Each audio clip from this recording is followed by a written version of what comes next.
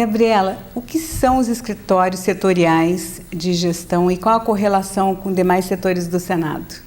Os escritórios, eles são unidades funcionais, núcleos em todas as secretarias da casa, que têm o papel de assessorar o diretor nos assuntos relacionados com gestão, de processos, de projetos, de contratações, os assuntos do dia a dia, as informações, a forma como essas informações fluem dentro da casa e que o gestor precisa saber, essa informação precisa chegar nele.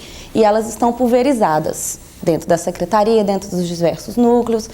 Então, os escritórios setoriais, eles são, digamos, um ponto de controle para que essas informações cheguem no gestor, que é o dono dessa informação, e ele consiga exercer o papel dele dentro da casa, né? Ele precisa desses dados, dessas informações. Esses dados. Então, o que os gestores necessitam saber, propriamente dito, assim, o que eles necessitam saber sobre o tema do escritório de governança? De escritórios, né? Uhum. Bom, eles precisam identificar, digamos assim, quais são os seus gaps. Não sei se é exatamente uma palavra que eu posso usar, mas quais são os gaps? A gente tem algumas falhas de fluxo, digamos assim, né? Então, quando a gente está controlando um processo de contratação, por exemplo, aonde esse processo não está fluindo para chegar aonde eu quero de forma adequada? O que está acontecendo? É na fase de elaboração do termo de referência? É na parte do andamento do processo mesmo?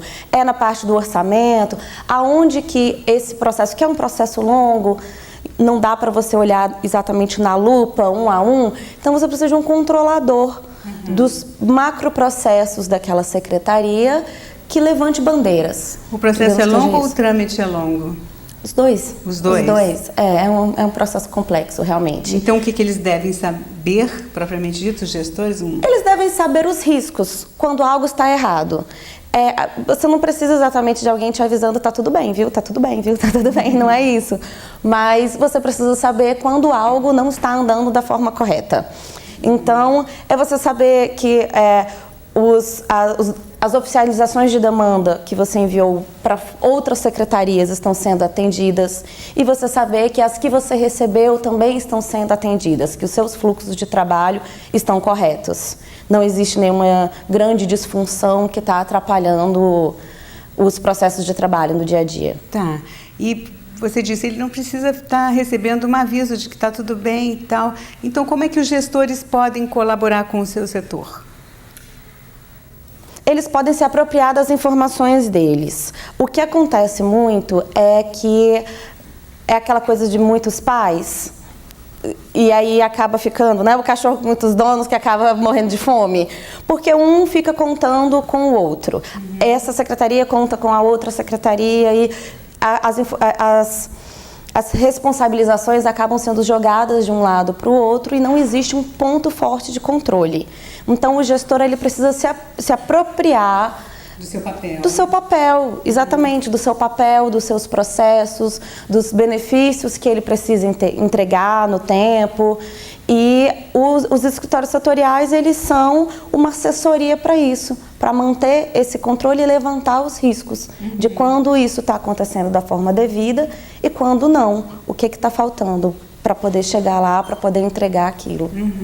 E qual a dica, então, para os gestores na questão de tarefas, da apropriação, né, do seu dever e como fazer isso fluir dentro do seu local, né, do seu local de atuação?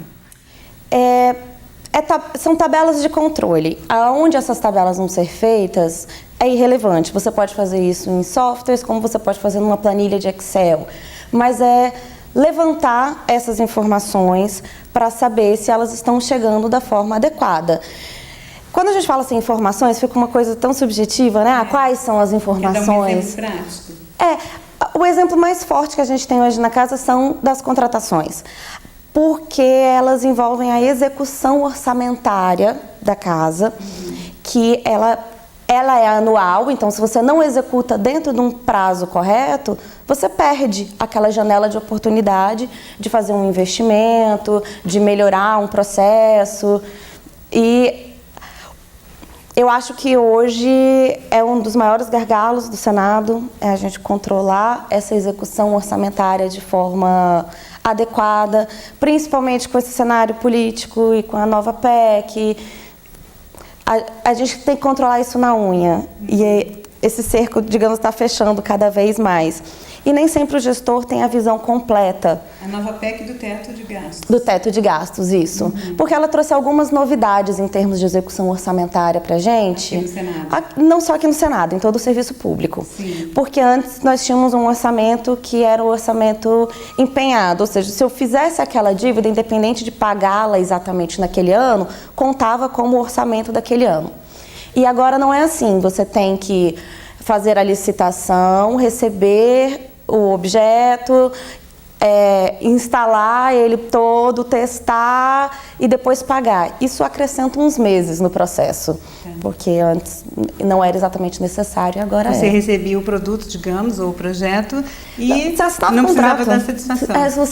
Se você assinasse o contrato, já estava dentro daquele ano, já contava como orçamento daquele ano. Entendi. E agora não mais, agora a gente precisa assinar o contrato, receber o objeto, que às vezes levam meses, dependendo do objeto. Instalar, implementar todo um novo processo para você dar o atesto de que aquilo está funcionando. E aí sim você paga, e se você pagar, entrou o orçamento, senão não. Aí vira para o ano que vem. Então essa é uma novidade que acrescentou uns meses. É isso que eu gostaria de saber, quer dizer, que nós gostaríamos de saber, os gestores principalmente. Quando, com essa nova PEC, né, quando o orçamento é direcionado e o setor não utiliza o orçamento, esse orçamento o que faz? Devolve-se o dinheiro, joga-se para o outro ano?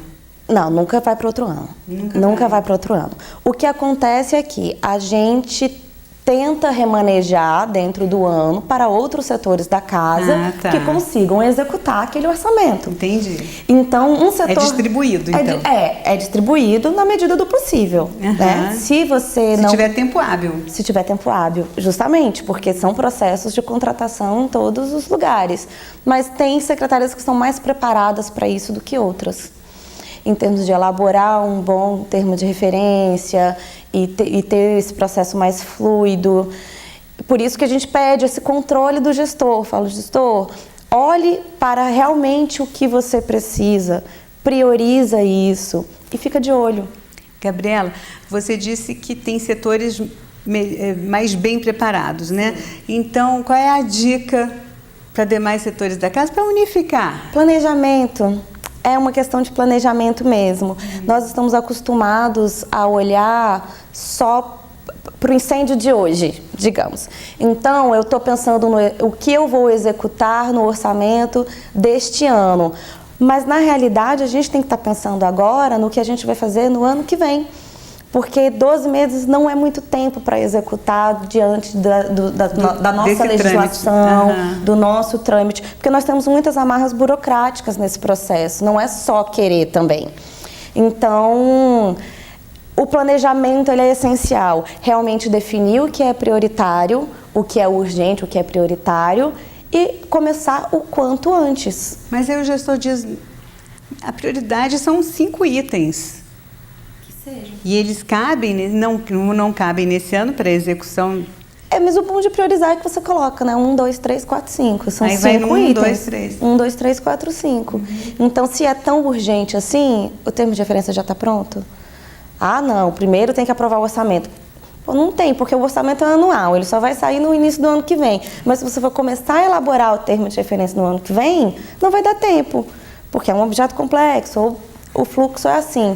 Então, o planejamento do gestor ele é essencial, ele não pode esperar as decisões externas para começar a se movimentar. Não pode cair no colo dele. Ele tem que se antecipar diante das necessidades da sua secretaria, do seu núcleo, da sua área ali, antecipar as suas necessidades e adiantar o processo. Alguma dica aos gestores em relação ao planejamento estratégico, como eles devem aplicar, a questão também do orçamento, da devolução do dinheiro, se ele não consegue aplicar dentro do ano, dentro do prazo? O planejamento estratégico ele não tem que ser perfeito, mas ele precisa ser executado. Planeja e executa. É aquele ciclo PDCA que a gente chama de planejar, depois você executa, depois você checa e depois você corrige, depois você planeja, Ele é um ciclo.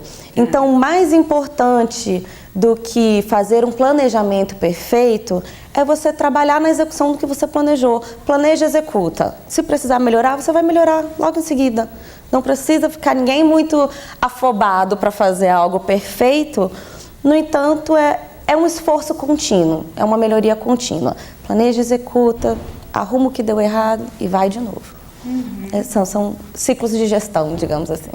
Ótimo, muito obrigada. Então, obrigada a vocês.